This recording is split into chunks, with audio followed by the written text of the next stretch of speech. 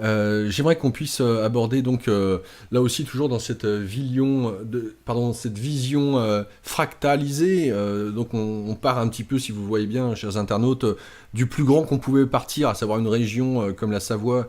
Et puis plus petit, on resserre. Et puis surtout avec les brigades d'Yprim et SOS Mer, là il y a le côté un peu partout dans le côté fractal.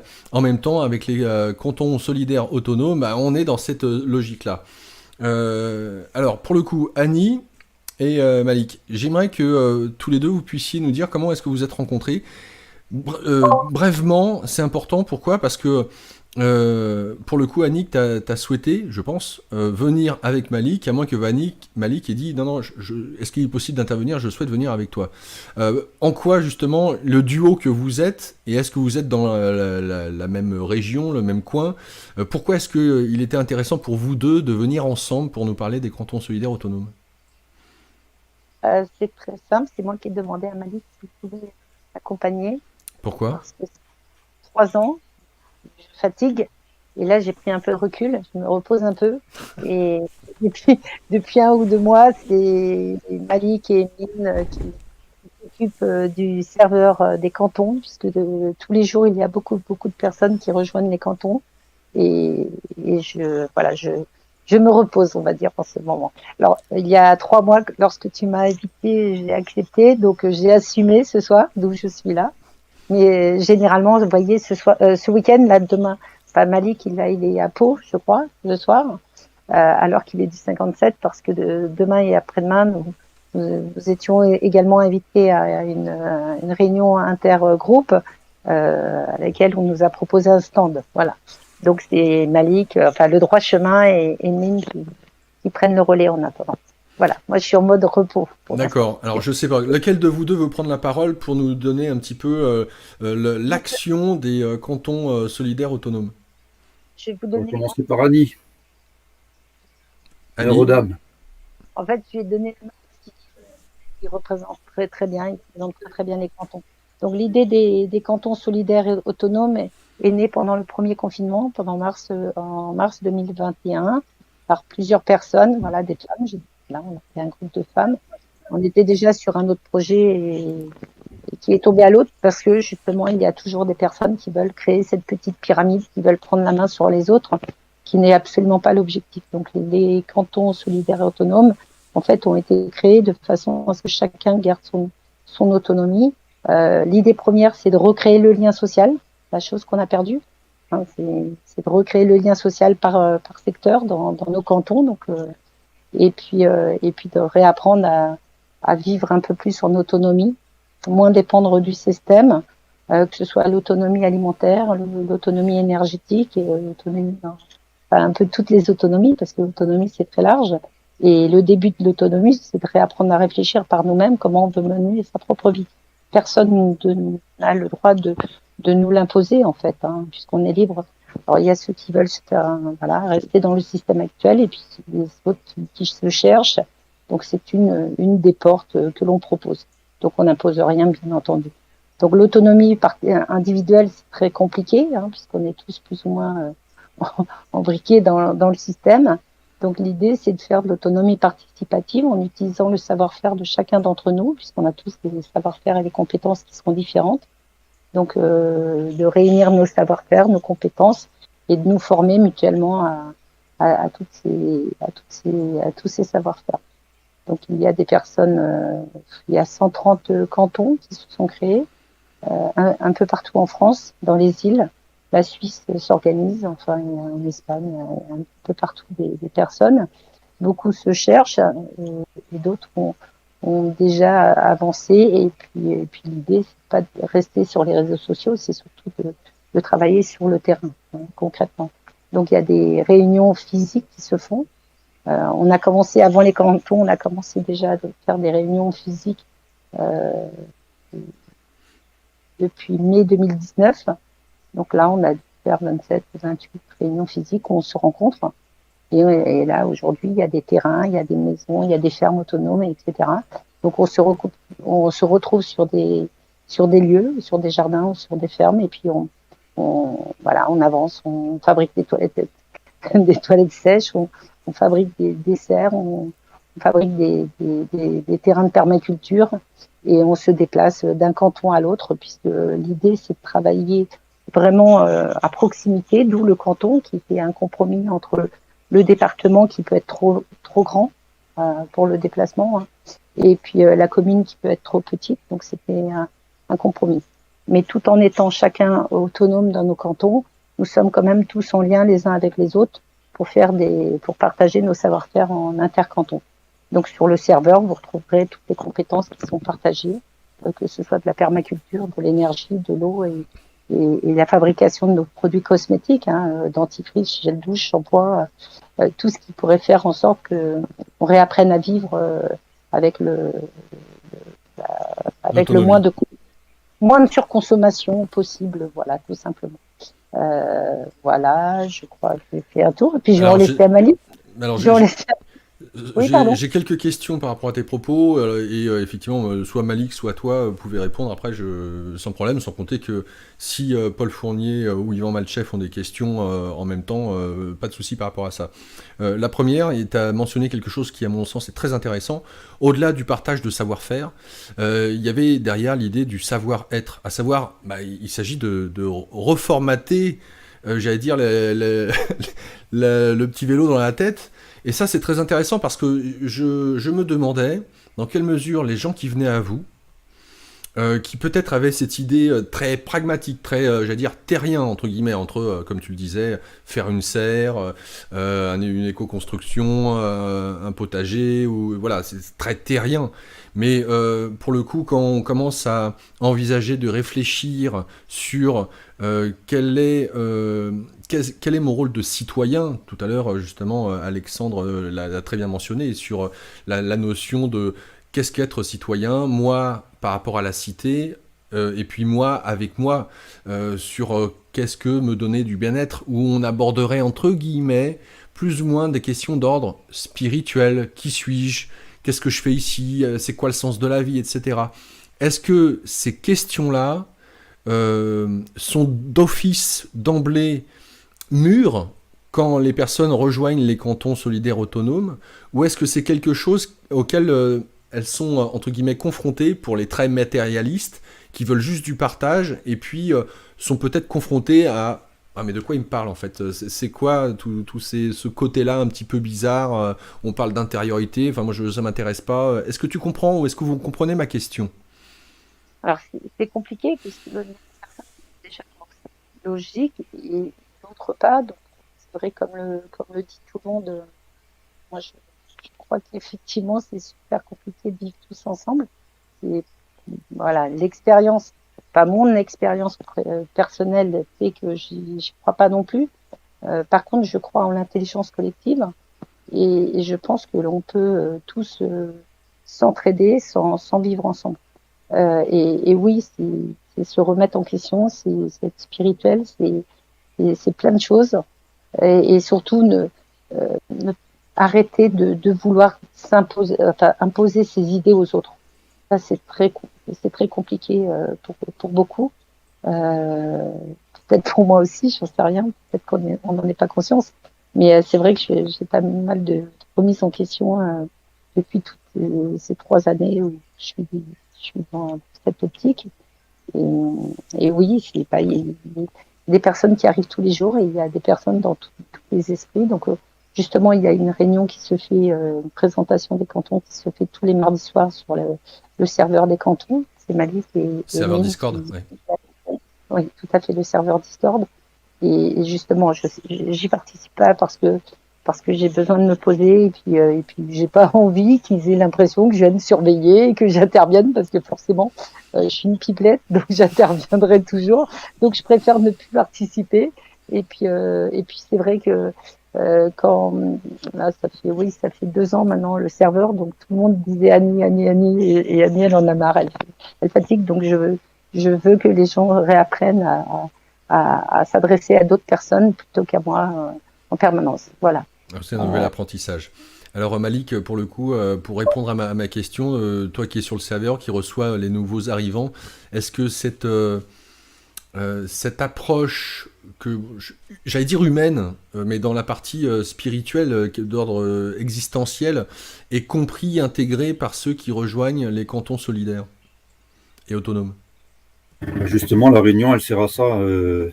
On leur explique le concept des cantons solidaires autonomes. Donc, on leur explique bien pourquoi on a utilisé ces 3 termes-là particulièrement. Donc, comme Annie a bien expliqué, elle a bien tout résumé. Donc, les cantons, c'est vraiment la proximité. C'est-à-dire qu'on recherche d'abord la proximité. Pourquoi la proximité? Parce que ça permet aux gens de se voir. Parce que c'est sûr que si on fait des serveurs qui parlent d'autonomie, mais avec une personne qui vit dans le nord, une personne qui vit dans le sud, après, pour faire les choses concrètement sur le terrain, c'est compliqué. Alors que les cantons, c'est vraiment ça. On a ni expliqué, on veut une proximité pour que les gens puissent se voir, puissent créer des projets qui puissent se faire sur le terrain. Parce que c'est ça qui est important. La solidarité, parce qu'on n'a pas toutes les compétences. Donc, quand il y a une personne qui veut se lancer dans un projet comme celui-là, et s'il part tout seul, il va prendre beaucoup de temps parce qu'il va devoir s'informer, il va devoir lire des bouquins, voir des vidéos et tout ça. Alors que s'il y a plusieurs personnes, comme Annie a dit, il y a une sorte d'intelligence collective, on va aller beaucoup plus vite. On va gagner du temps. Et autonome, parce que depuis la fin de la Seconde Guerre mondiale, avec l'État-providence, l'État n'a fait qu'une seule chose, c'est nous rendre comme des assistés. Et on sait toujours que la main qui donne est toujours au-dessus de la main qui reçoit. Et donc, avec l'autonomie, on veut sortir de ça. On ne veut plus dépendre. On ne veut plus être des assistés. Parce qu'un assisté, c'est un esclave. On ne veut plus être esclave de ce système. Et on veut redevenir souverain. Souverain de nos propres capacités à être autonomes, c'est-à-dire à faire notre nourriture, à avoir notre eau, à produire notre énergie, à s'occuper de nos anciens, à s'occuper de nos jeunes. C'est pour ça que l'autonomie, c'est beaucoup plus large que l'alimentaire, que l'énergie et que l'eau. Plein de choses. C'est le partage intergénérationnel et le partage des valeurs qui existaient, ont toujours existé, mais que depuis une époque matérialiste que l'on connaît, elles ont disparu de plus en plus. Alors, question. Quel est des échos que vous avez grâce au serveur, en fait, c'est ça qui est génial avec Internet et notamment avec le Discord qui porte mal son nom pour le coup, en tout cas en français, c'est que on a l'occasion, oui, tout dépend des serveurs. Je vois Malik qui se coule la tête, mais bien évidemment. Le Discord, ça peut être une bonne chose aussi. Oui, tout à fait, mais c'est dans ce sens-là que je voulais prendre un contre-pied, mais c'était une touche d'humour, c'est pas grave. Quoi qu'il en soit, des retours que vous avez des différents cantons, des différentes antennes, les liens qu'entretiennent les cantons solidaires, parce que est-ce que chaque antenne est définie en tant qu'association ou est-ce qu'elle n'est pas juridiquement encadrée, si on peut dire, et que ça soit dans un côté ou de l'autre, le lien qu'il y a entre les personnes faisant partie des cantons solidaires autonomes dans leurs antennes vis-à-vis des communes, et j'entends donc les mairies, les plus grandes difficultés qui sont rencontrées, les retours que vous avez, c'est de quel ordre, quel genre de difficultés? Donc il y avait 2 questions. Alors pour répondre, pour la première question, concernant un statut ou pas? Les statuts, il n'y a pas de statut. Ok. C'est-à-dire que pas forcément disons qu'il n'y a pas forcément de statut. Il y a des cantons qui veulent s'organiser en association, c'est possible. Annie, qui peuvent s'organiser en association, c'est possible. Ok. Possible. C'est-à-dire qu'on n'impose pas quelque chose on n'impose pas de dire aux différents cantons, voilà, c'est seulement dans une association que vous devez faire les choses. Non. Chaque canton s'organise comme il en a envie. Chacun est indépendant. Donc, s'il y en a qui veulent s'organiser dans le cadre d'une association, c'est possible. Okay. Il y en a qui veulent s'organiser dans le cadre familial, c'est possible. Entre amis, c'est possible. De façon privée, c'est-à-dire que quelqu'un a un terrain déjà et qu'il invite des personnes à venir travailler sur son terrain et à partager les fruits du travail, c'est possible aussi. Il n'y a pas vraiment un statut qui est imposé. Les statuts associatifs, privés, écolieux, écofermes, tout est possible. C'est pour ça qu'on met fortement l'accent sur le fait que chaque canton est indépendants. Chacun s'organise comme il veut. Après, bien sûr que on peut donner des conseils. C'est-à-dire, par exemple, Annie, particulièrement, elle donne toujours ce conseil qu'il faut faire très attention quand il y a des investisseurs derrière. C'est-à-dire qu'un investisseur, généralement, demande toujours un retour en investissement. Donc, il faut faire attention avec qui on s'investit. Parce que des fois, ça peut être des structures derrière qui sont financières et puis peuvent faire justement mettre à mal un écolieu ou une écoferme. Ça peut être à double tranchant. Pour répondre à la deuxième question, c'est-à-dire par rapport aux mairies, donc en tout cas, moi, pour ma part, quand j'ai face à des personnes qui me posent des questions, comment s'organiser et tout ça, parce que des fois, ça peut être compliqué. On peut avoir des mairies, par exemple, pour un achat de terrain, ça peut être compliqué. Il y a des mairies qui voient ça d'un très mauvais œil.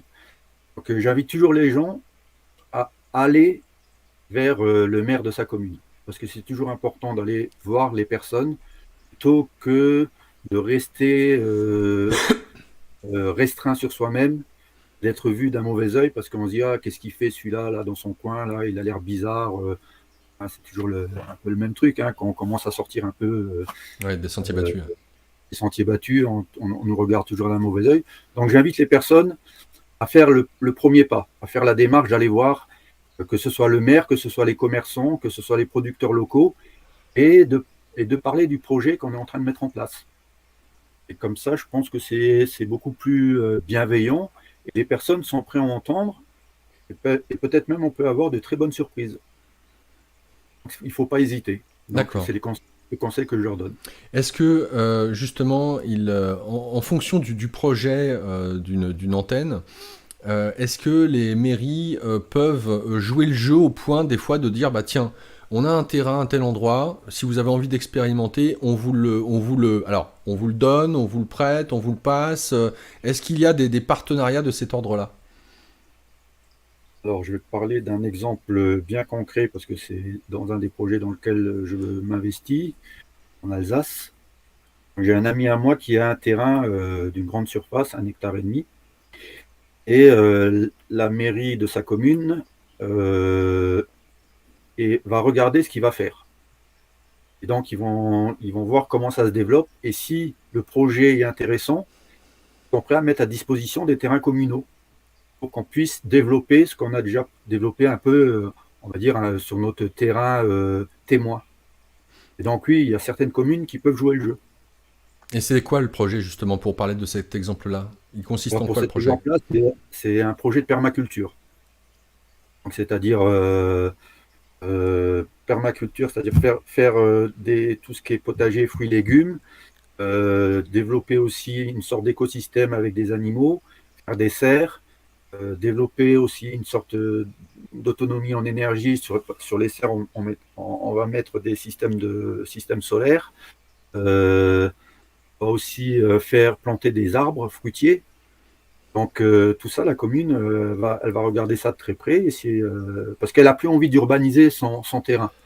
Donc elle a envie de développer aussi un écosystème qui tend vers une biodiversité, et elle veut arrêter son urbanisation. Donc elle va regarder ce qu'on va faire, et si le projet se développe bien et ils voient qu'il y a une certaine, comment dire ça, c'est sérieux, et ben, ils sont à nous mettre à disposition des terrains communaux pour qu'on puisse travailler dessus. Alors ma dernière question que j'aurais, après je vais demander... Ah oui, Annie. Oui, je suis pas au courant. On t'entend plus. Ah, pardon. Peut-être que Malik n'est pas au courant, mais dans l'Allier, il y a 7 cantons. Ils travaillent ensemble. Et il y a 4 ou 5 jardins participatifs et des terrains qui sont fournis par la mairie. Donc, il y a pas mal de départements qui ont déjà négocié avec les mairies des jardins participatifs. À Rambouillet, moi, j'ai fait une demande de jardin participatif avec la participation des enfants, parce qu'il est important que les enfants réapprennent aussi de mettre les mains dans la terre, voir qu'une carotte n'est pas forcément, elle peut être tordue, mais elle peut être très bonne.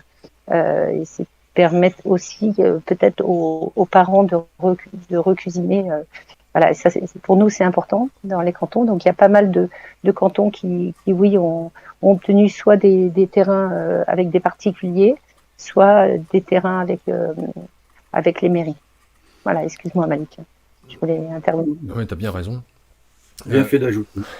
Alors oui, la question était en lien avec le rapport humain.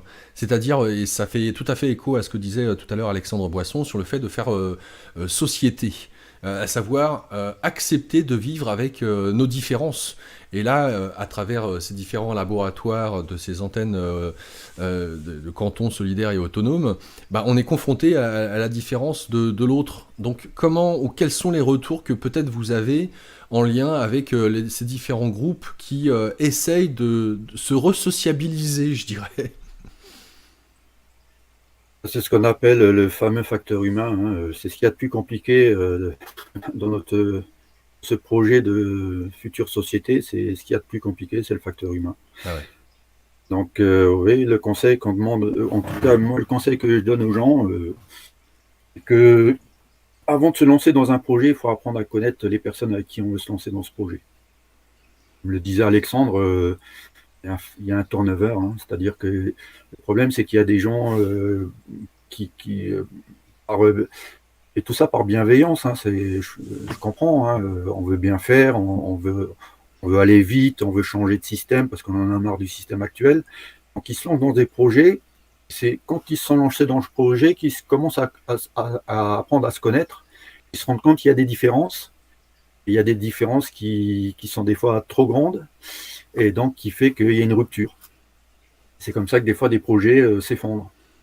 Donc le conseil qu'on leur donne, c'est avant de vous lancer dans un projet, rencontrez-vous. C'est pour ça que les cantons solidaires autonomes, on leur dit, c'est bien de vous rencontrer, de discuter et de vivre, je sais pas moi, par exemple, prendre le temps pendant 2 semaines, 3 semaines, de vivre vraiment ensemble, de voir la personne au jour le jour, comment elle évolue, un peu comme dans un couple, hein. Et c'est comme ça qu'on connaît sa partenaire, hein, c'est en vivant avec. Et c'est comme ça qu'on voit si on peut s'engager dans un projet, parce que c'est quand même quelque chose de sérieux.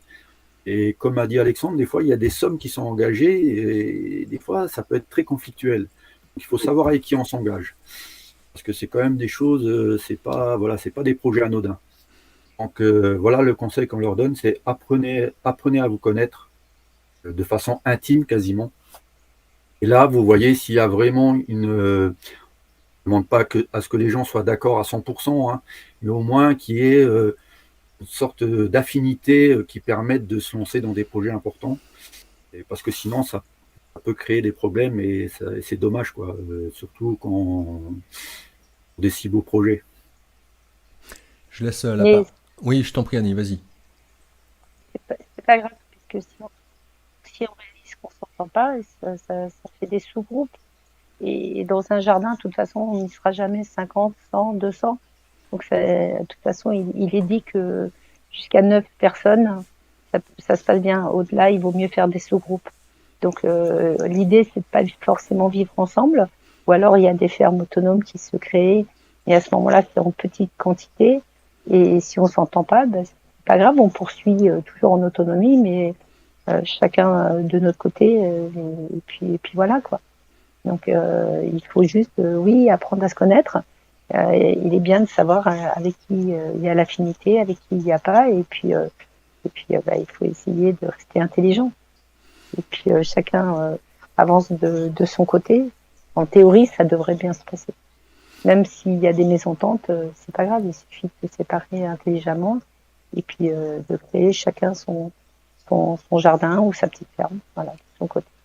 Je rappellerai, juste avant de donner la parole à Paul et Yvan, que vous pouvez retrouver sur le Discord d'Immédiat, il y a parmi nos partenaires, donc les cantons solidaires autonomes, vous pouvez cliquer dessus et vous pouvez contacter justement Malik et Annie à l'occasion lors des fameuses réunions. Pour les joindre, pardon, c'est donc très simple. Et Immédiat sert pour le coup de transmetteur, donc n'hésitez pas. Et vous avez sur la page du site d'Immédiat consacré à cette émission tous les liens, vous avez absolument tout ce que nos différents acteurs invités ce soir vous parlent, vous avez tout.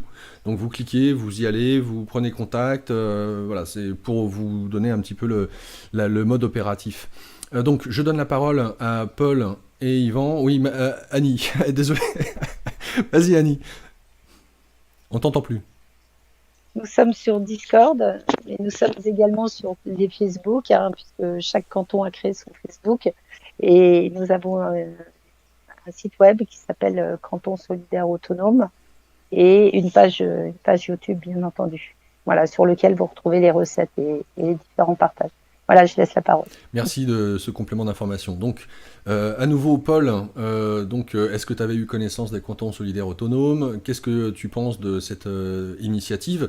Et cette initiative, elle fait des petits, parce que quand on voit la carte de France avec tous les différents cantons, toutes les différentes antennes, vous en êtes à combien d'antennes là pour l'instant? 100 combien? Alec? Exactement, je ne saurais pas te dire exactement, mais il y en a, oui, il y en a plus d'une centaine, ouais. Annie? 130. 130. 130. Moi, je tiens les comptes.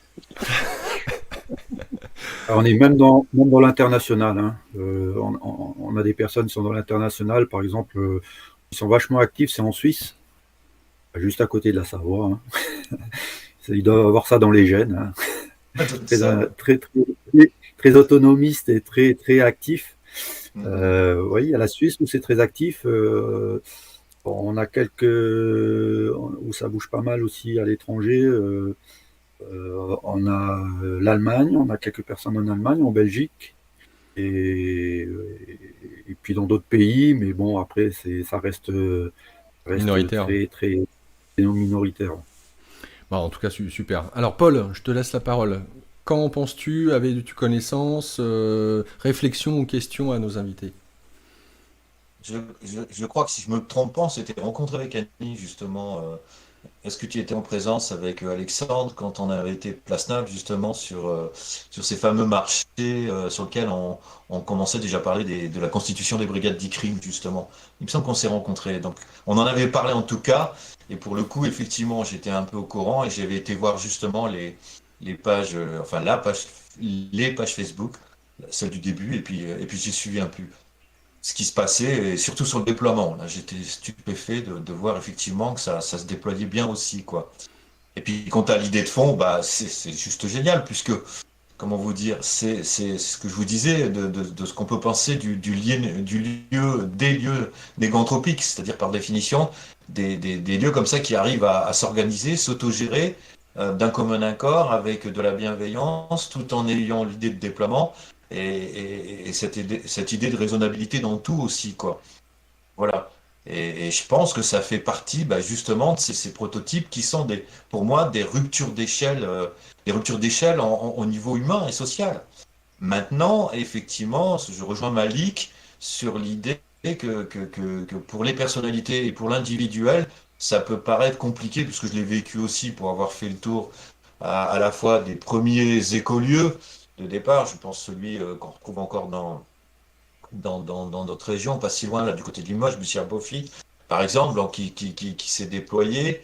Et on en est même, je crois d'ailleurs, à la deux ou troisième génération de gens qui se croisent avec des savoirs, des compétences.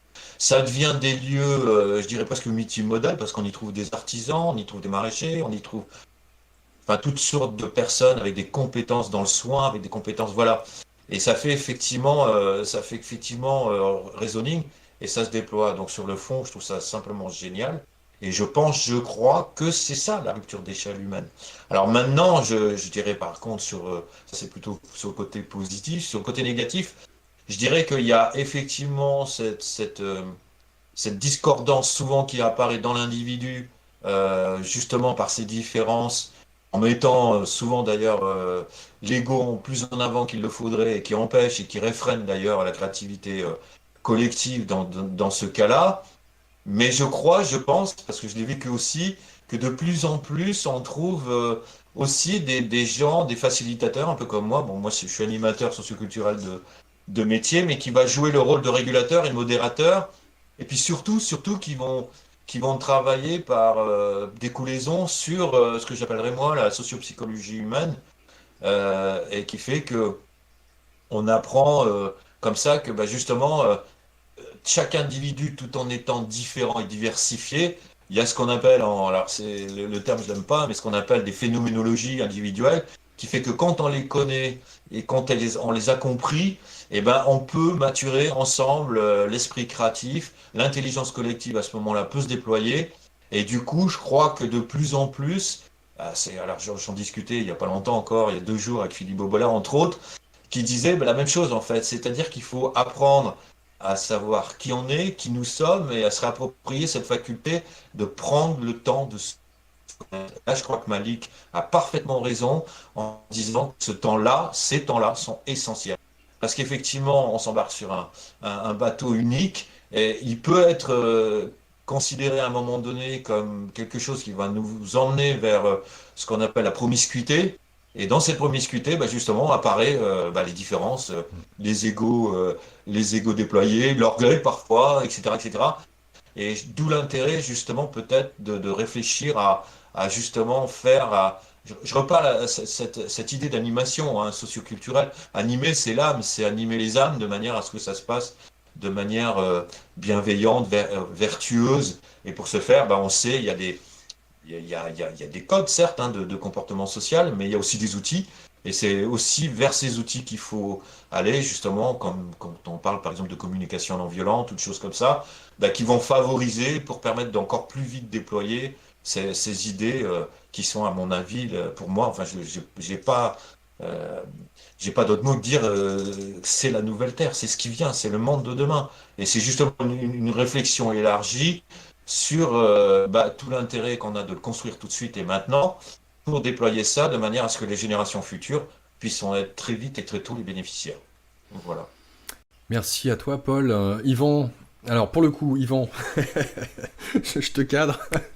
Donc, ta réaction sur les cantons solidaires autonomes, parce que après c'est toi qui enchaînes directement, et j'aimerais que tu enchaînes par la suite justement sur l'article que tu as écrit dans l'agence de presse internationale Presenza, intitulé Système de croyance et récit de temps de crise, un dialogue impossible. Donc, quand tu auras fini de répondre en lien avec Malik et Annie, j'aimerais qu'on parle particulièrement de cet article qui est exceptionnel. Là, vous pouvez le retrouver encore une fois, celles d'entre vous, sur aussi bien dans le descriptif sous la vidéo YouTube des universités populaires que sur Immedia.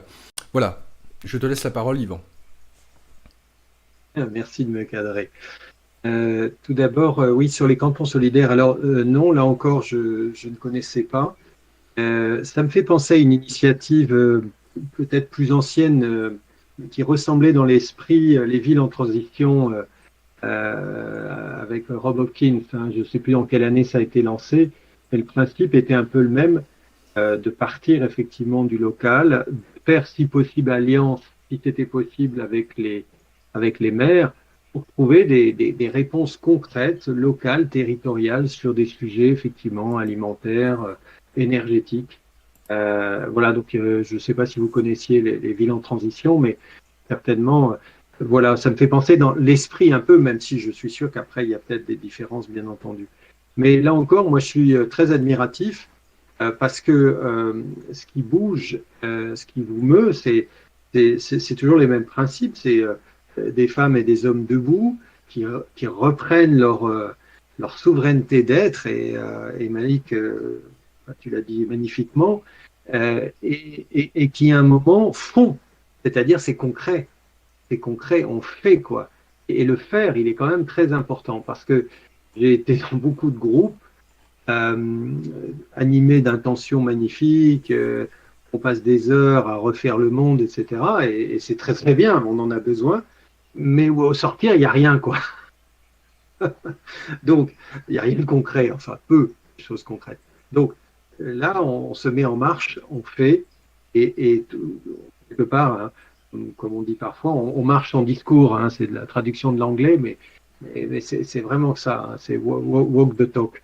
Et ça, c'est très très fort, et je crois que c'est très très inspirant.